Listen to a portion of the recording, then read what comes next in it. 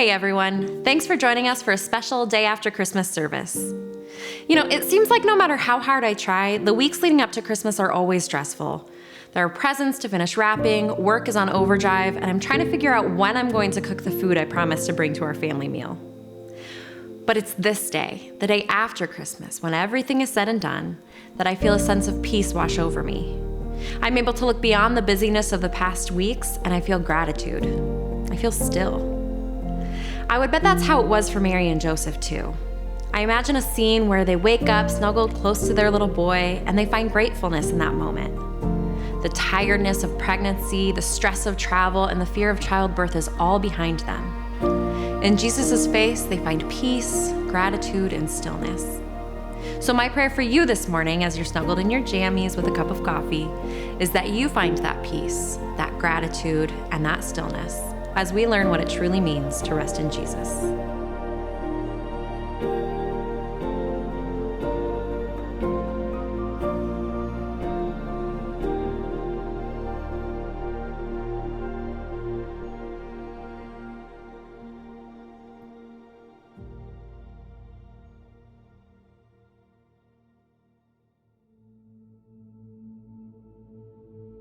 The day after Christmas might just be the laziest day of the year.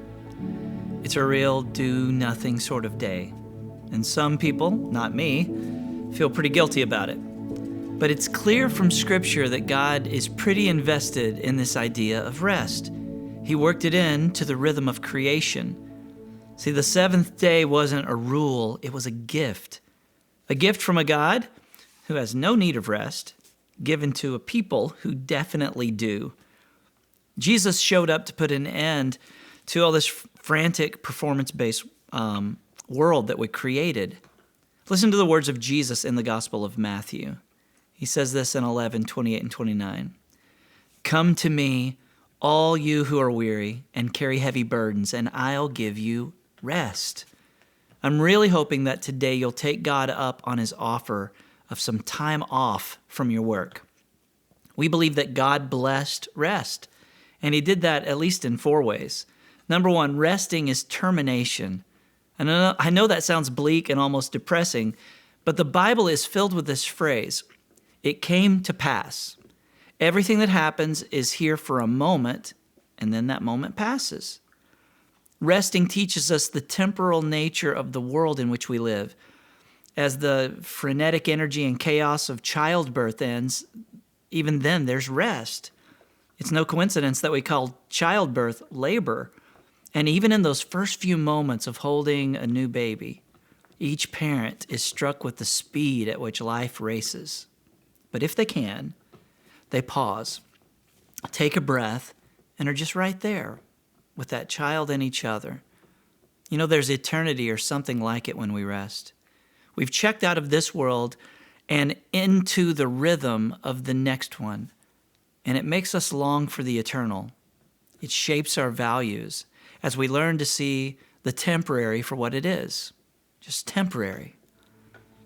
Now, I'm going to give you guys a chance to pause this and look at 3 scriptures, Psalm 90, verse 12, James 4:14, Psalm 144:4, and look at how rest is termination.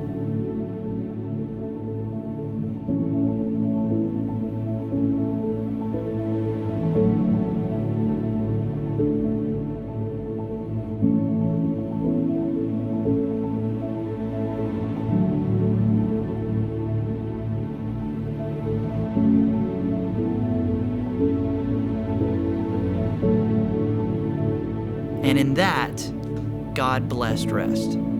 Second thing rest is a celebration. If you really want to rest at a soul level, you need to say goodbye to rehearsing old wounds and past betrayals. Look, there has been good in this last year, a lot of good. Let's use today to pull the good out of last year's happenings. It's there, I promise. But it takes a conscious choice on your part to access the good. Celebration turns your hearts towards God, and a desire to praise and thank swells up in our hearts. We were designed to pause and consider, where does all this good come from? James, in his first chapter, says that every good and perfect gift comes from above, from the Father of lights. And rest gives us a chance to reflect on the good. The pain and struggle of childbirth were gone for Mary and Joseph, and they had time to take a breath and just marvel at the miracle in their arms. Well, let's do that too. Even right now, take a deep breath. See, we forget the goodness of life. Go grab another piece of pie made by the hands of someone who loves you so much it hurts. Snacks are a gift from God. Enjoy them. See, when we don't celebrate, we forget. We forget the goodness of long summer days, the view from a mountain hike, the hug from someone you love, music and barbecue on the back patio, popcorn and a movie, or family game night. See, rest is celebration. Check out these 3 scriptures about how rest is a chance to celebrate. And in that, God blessed rest.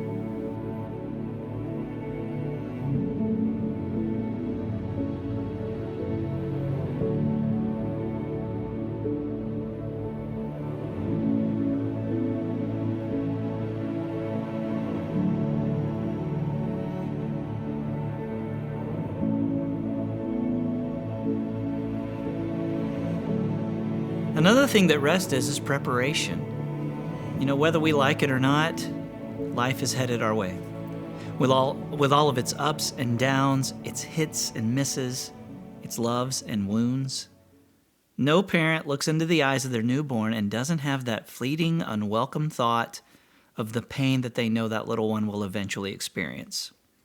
I know that Mary and Joseph had those same thoughts. Those moments are bittersweet.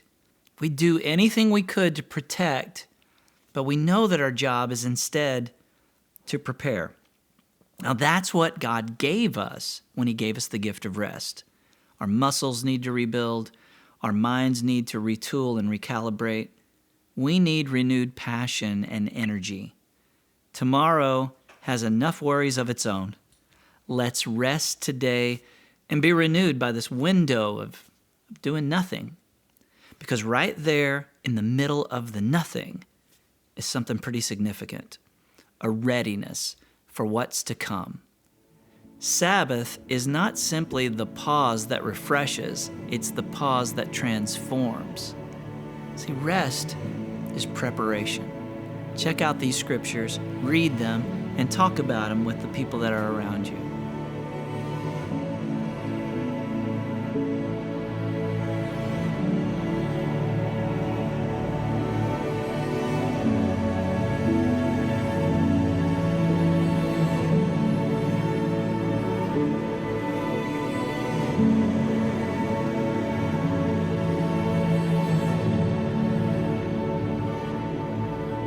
The last thing is, rest is expectation. A child who's been told the destination on a road trip spends absolutely no energy worrying about the how. They rest in the ability of the one getting them there. Their expectation is bound up in the trustworthiness of the driver.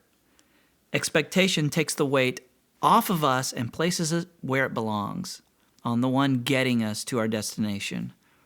All we have to do on a day like today is look forward to the world to come.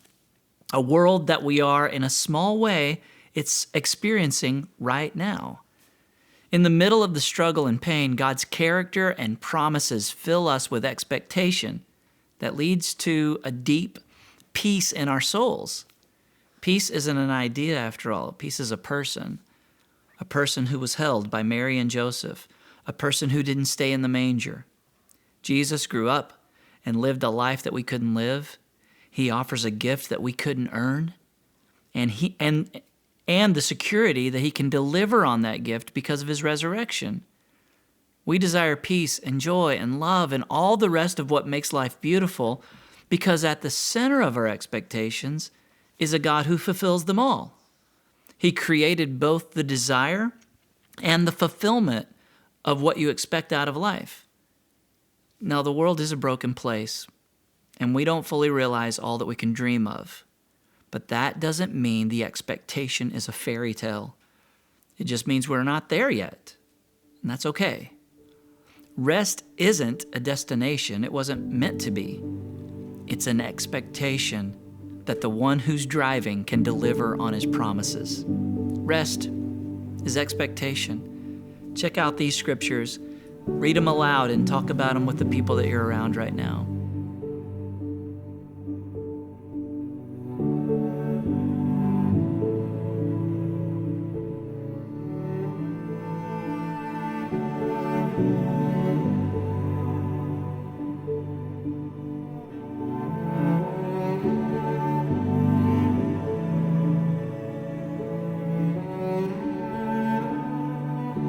And there it is, God-blessed rest. May all of you have a blessed 2022. We're gonna partner with God to break down some barriers this next year. But first, let's rest.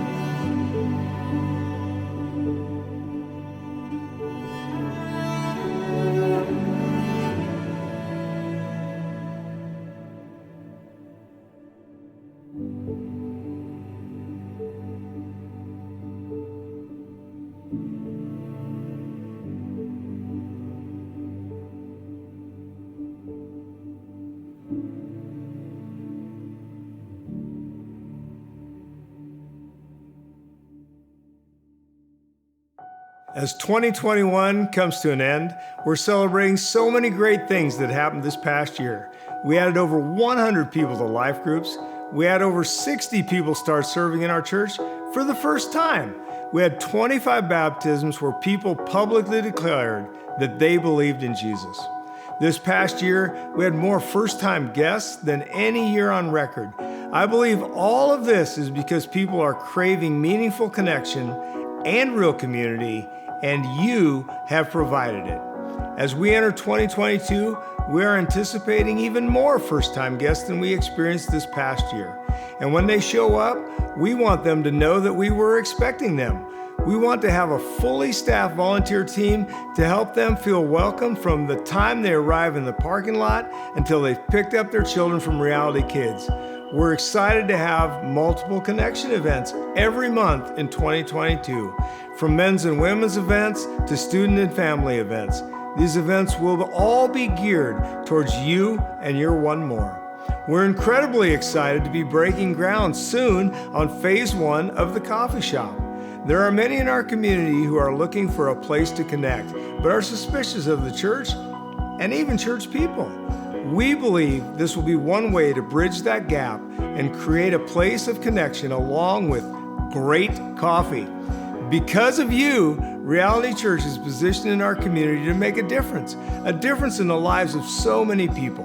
Reality Church isn't some kind of immovable institution. It's a living, breathing organism made up of people like you, individuals that can accomplish something bigger than themselves because we are one, united in our mission of breaking down barriers between people and Jesus. So while we close the book on 2021 and celebrate all the things we've accomplished together, we are even more excited about what we think God has in store for us in 2022.